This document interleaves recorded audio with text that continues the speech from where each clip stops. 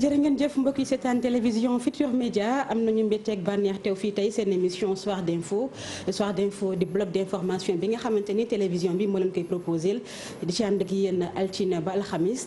altine ba aljuma saa su ne nag Aram Touré doon fi teew yàlla def nag ndogal dal ci kawam waajuram bu jigéen daal di fi bàyyeekoo ba tax tey mu wute jotaay bi ñu koy ñaanal yàlla xaree ko aljana firdawsi di ko masaw bu baax kon nag émission bi ñu lay tëddee tey dañuy tàmbali ak suñu gan Cheikh Omar Sy moom fi waroon a teew mais nag egseegul ñu koy xaarandi ñu waroon a seq waxtaan ak moom ci lu jëm ci renégociation contrat Eiffage bi ak lu jëm ci bras de fer diggante SYTJUST ak état bu Sénégal waaye ci ñaareelu partie bi daañu ci ànd ak docteur Cheikh Oumar Ba moom mooy njiital IPAR initiative prospective agricole rurale génn ab rapport ci njeexital yi nga xamante ni mbas mi am na ko ci ménage yi nekk ci kaw gi loolu ginnaaw xibaar yi ci kàllaamay français lay doon xibaar yi nga xamante ni daañu ci ànd 20h ak rédaction bu télévision Futurs Médias waxtaan bi du ma ci wéet dama ci ànd ak Pape Djibril Fall Pape Djibril maa ngi lay nuyu. maa ngi lay delloo nuyu bu baax Fama kontaan trop si bokk ak yow plateau bi di nuyu sénégalais yi ñuy seetaan si biir réew mi ak si bitim réew. di massawu comme niñ koy faral di waxee ñi nga xam ñoo nekk ci lalu hôpital yi ak lu leen fi mën di téye di jaale ñi nga xamante ni ñoo fi jógee mais ni nga ko waxee léegi nag ki nga xamante ni mooy sunu wayjur di yaayu soxna Aram Touré bàyyeekoo fi wuyu sunu borom ñuy ñaan sunu borom mu xareel ko aljana teg loxoom si njabootam te defal leen xolub muñ aussi ñun ñi nga xamante ni ñooy liggéey ak soxna Aram tout le temps gisoon nañ taxawaay bi mais gisoon nañ yitte ji mu ci amoon dama ko doon wax sax yenn saa yi ne ko comment tu y arrives waaw fekk sa yaay nga bàyyi ko ci yenn kii mais loolu dafay wane rek conscience professionnelle bi nga xamante ni am na ko donc ñu ngi koy masawu moom bu baax a baax di ñaan sunu borom mu dëgëral ko bu baax daal. jërëjëf Pape Djibril comme ni ma leen ko waxee woon na sànq na suñu gan Cheikh Omar Sy la waroon a doon waaye nag ba jamono ji gisuñu ko moo tax ñu nar a tàmbali waxtaan bi alors Pape Djibril gis nañu bras de fer SYTJUST état bu Sénégal mu ngi continuer ba tey tey defaat nañu ko génne ab grève ni ñetti fan la altine talaata àllarba nan nga gisee bras de fer bi nga xamante ni mi ngi commencé yàgg quand même. Je pense que li ci am solo mooy d'abord pour ñu mën a apprécier grève bi il faut que ñu xam ba enjeu bi c'est-à-dire que justice dafa nekk lu am solo nekkul rek di àtte nit ñi kii moo tooñ kii tooñul waaye fi mu ne nii ba ci environnement des affaires daf ciy contribuer. ba ci confiance bi nga xamante ni investisseurs yi dinañ ko am sunu réew mais surtout ba ak célérité bi gaawte bi nga xamante ni dinañ ko soxla ci yenn procédures yi donc grève bi tey da ngay xool ban impact la tey jii liggéeyu notaire bi dafay sooxe avocats yi liggéeyatuñu donc mu laal secteur bi paralysé yemul rek ci secteur de la justice ndax bu secteur de la justice taxawee économie bi tamit day taxaw te fii ñu toll nag ci wàllu Covid soxla nañ lépp taxaw ba mu des économie parce que dañoo toll di wax relance évaluer la résilience d'abord et ensuite ñu entamer la relance wala les deux se feront ensemble donc grève bi en réalité dañ koy constater avec beaucoup de tristesse parce que li ñu gën a jaaxal mooy lan moo tax amul évolution dans le bon sens lan moo tax on n'arrive pas à aplanir les loolu lay wax souvent ma ne man daal médiation ak instrument de médiation yi ñu am man souvent daf may poser question daf may poser problème mais nag justice par contre dafa am solo boo xamante ni waruñu bàyyi te keroog maître Assane Dioma Ndiaye ñëw na fi nee na fekk na mouvement d'humeur ba tàyyi ci biir secteur de la justice waaye mësul fekkee bu mel nii ñoo xamante ni dañu taxaw jàkkaarloo di défiante entre le ministre de la justice bi nga xamante ni moom tamit dafa emmuré wu ci benn silence bu doy waar donc ñëlee jàkkaarloo ak moom ci lu dul lekk loo xamante ni dañ ne ko yaa ko waxoon ba def nañ décret bi léegi jëmmal ko rek xam nga loolu tamit évolution war na am maintenant moi je pense que il est question de responsabilité Fama nga xamante ni ñu ne léegi d'accord nañ ne jëloon nañ ay dogal est-ce que mën nañ ko ndax dogal bi dafay am incidence financière est-ce que am nañ ko wala amuñu ko mais l'essentiel mooy il faut que les acteurs se parlent il faut que l'autorité toog ak ñoom wax ak ñoom ñu xam qu'est-ce qui se passe en réalité su boobaa dinañ mën a jéggi jéego jëm ci donc pour man le dialogue rupture de dialogue bi am daal moi j'arrive pas mënuma ko comprendre xawma lan moo xew ba mënatuñu toog waxtaan et je pense que kenn rek lañ ci xaar fi mu ne nii mooy le président de la République. bëggoon na relancer sax ndax gis nañ ni ministre bi woote na ñoom dem nañu mais ba léegi déggoo mënul am est-ce que tey jotul président jël les choses en main. mais seetlu woo faama ne secteur bu yëngu léegi ñu nekk ci secteur boobu bëggatuñoo wax ak seen ministre la plupart du temps duñu bëgg a wax ak ministre président rek la ñuy wax à l'époque c'était le premier ministre mais comme premier ministre amatut léegi président rek la ñuy wax ne moom la ñu bëgg a toogal et dans cette affaire là accord yi ñu wax ne moom la ñu signé SYTJUST moom la signé bi ñu koy signé aussi Ismaïla Madior Fall dafa jàpp seen loxo yóbbu leen ci président de la République donc c'est le président de la République qui avait donné son aval à l'époque boobu Ismaïla moom moo fi nekk aujourd'hui maître Malick Sall ñëw na mais gis nañ difficulté yu ñu am dafa mel ni la ñu diggee woon mënatuñu ko mais su fekkee ne da nga diggee woon dara xëy na amoon nga yéene jamono soppeeku na ci diggante bi crise ñëw na une crise boo xamante ni secteur yëpp la touché y compris les finances publiques su boobaa li ngay def mooy ne leen toog leen ñoom c'est des sénégalais mën nañu comprendre tey jii sénégalais yi nga xamante ni amuñu salaire nag nekk ci secteur informel bi seen secteur impacté ñoom xam nga lu mu métti métti weer wu dee dina am lu ñu leen jox ndax ay fonctionnaires lañ mais ñi nga xamante ni amuñu loolu nag donc pour man s'il y a le langage simple de la vérité ñu waxante dëgg su boobaa SYTJUST dinañ xam ne lii moo mën a nekk réellement lii mooy li nga xamante ni mënul nekk ñu xool léegi ban pas la ñuy def pour mën a évoluer au moins parce que duré na lu bari laal na couche yu bari segment yu bari tey et après j'espère que dinañ évaluer li nga point bi nga laaj nii dafa laal da nga laal point bu am solo mooy point engagement yi nga xamante ne état bi dañ koy jël te ñaare duñ koy mën a respecter Pape Djibril am na ci secteur de l'éducation am na ci enseignement bi am na ci gis nga médecins yi gis nga jamono yi ci biir Covid ñu gis ay médecins yuy protester ay personnel soignant globalement loolu yëpp li muy indi mooy li may wax souvent la planification est-ce que la planification nekk na au cœur de l'élaboration des politiques publiques est-ce que planification boobu am na souvent gis nañ réajustement yi dañuy dem réalité bi moom mooy dicter la conduite à tenir donc gis nañ sax bi ñuy lancer plan Sénégal émergent en tout cas PAP 2 bi ñu ko tëggee ba pare ba président def son gouvernement du 19 avril après les élections gis nga ñu taxawaloon benn kuréel boo xamante ni ñoo ngi ko joxoon El Hadji Ibrahima Sall ñu tuddee woon ko commission d'évaluation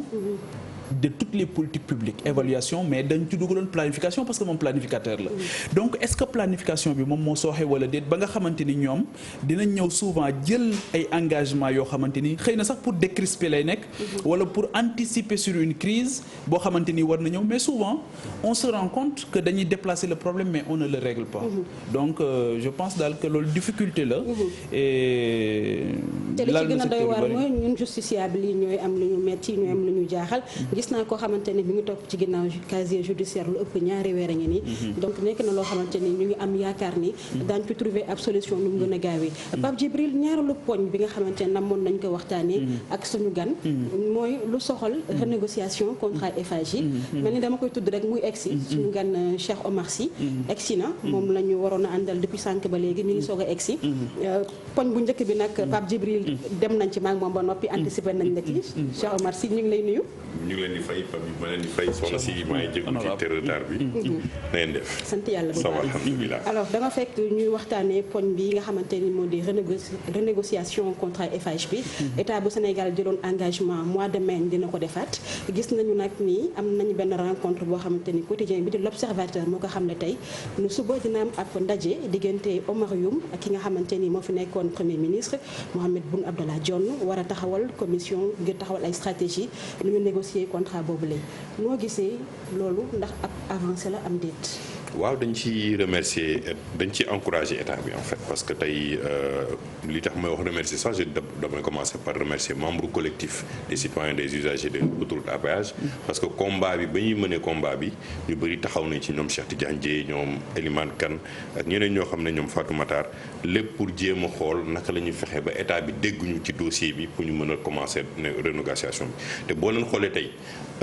poñ yi nga xam ne tey moom la ñu teg ci table pour waxtaane ko Sénac Eiffage mooy poñ yi nga xam ne collectif bi dès le début wax na ko la question de la sécurité naam ba Papis Ngelo nga gaañu la question de l'éclairage boo leen seetee tey ba Thiaroye commencé ñu def éclairage bi au début am nañu résistance bu nekk wuñ dégg mais tey gis nañ ni éclairage bi mu ngi am mais la question des tarifs am na lenn loo xam ne jotoon nañ ko wàññi à peu près 1000 francs mais pour ñun on considère ba léegi fi ñu war a wàññi wuñ ko mooy zones yi ñu gën a laal mais surtout lan la ci état bi di gagné te foog naa li tax état bi ñëw sur la table aujourd'hui considéré na par rapport ak contrat bi au début li ñu ci waxoon ci trafic bi entre 35 ba 60 000 trafic jour mais dépassé nañ ko ak doole on est presque à 100 000 trafic jour donc y a un manque à gagner énorme boo xam ne état bi mu ngi koy perdre ci 25% yi nga xam ne état bi waroon na ko bu ubbi ci capital soit pour ñi nga xam ne ay sociétés sénégalaises jëndaat ko wala ay état bi moom tamit jël ko récupérer y a eu un manque à gagner énorme depuis bi nga xam ne waroon nañ ci dugg ci capital bi bu ñu seetoon nag ak situation Covid-19 bi am na loo xam ne tamit ci recette fiscale loo xam ne état bi amatu ko il fallait nécessairement mu am fu mu koy wutee te autoroute à péage tey mooy li nga xam ne am na foo xam ne koom-koom boo xam ne état bi considéré na ne foofu mën na ko jëlee tamit bu ñu xoolee communes yi wër autoroute à péage bi yëpp tey du ñu am dara lu ñuy jot ci autoroute à péage bi c'est un manque à gagner boo xam ne ñun ci collectif bi on l'a décrié parce que boo xamee boo xoolee ay communes Dalifort jëm Pikine jëm ci kaw normalement ci ñuy saytoogum parce que am na benn étude boo xam ne ñu ngi koy mëne léegi mu génn avec kii Elimane Kat moo koy piloté au nom du collectif des usagers de l'autoroute à péage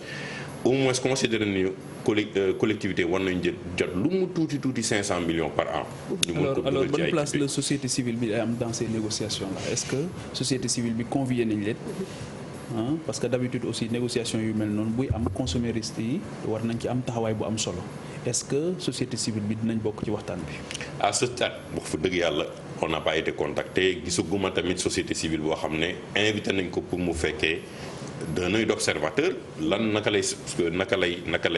kii bi di demee naka lay négociation bi di demee di fàttali ne amoon na conseil des investissements aussi boo xam ne moom la ñu mettroon en place conseil des infrastructures boo xam ne moom bokkoon na ci li nga xam ne dafa war a saytu parce que xam nga Pape Djibi li ñuy xool ñu ngi xool recette mais xam nga lan la ñuy xool naka lay investissement bi di amee parce que fi nga xam ne tey mën na Eiffage mën na leen fa daan Sénac mooy dañuy nee ne ñoom ils vont réinvestir sur l'autoroute à péage mais yan sociétés ñooy def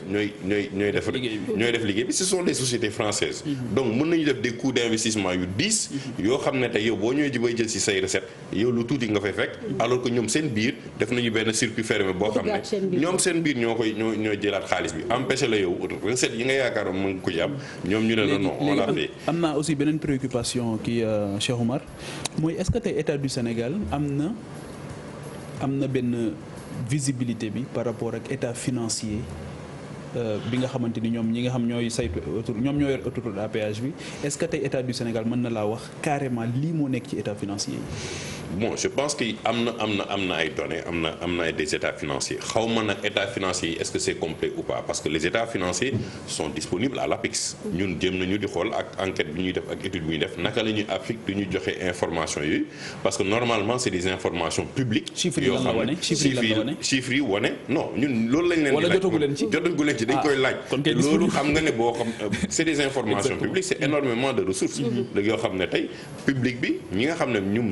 Sénégal dugal na ci presque 85%. ci investissement war na xam retour am. ñaata la mais xam nga lu tax renégociation yi am solo. lii Ageroute tey avec infrastructure Ila Touba perd énormément d'argent xam nga lu tax. parce que 90% du trafic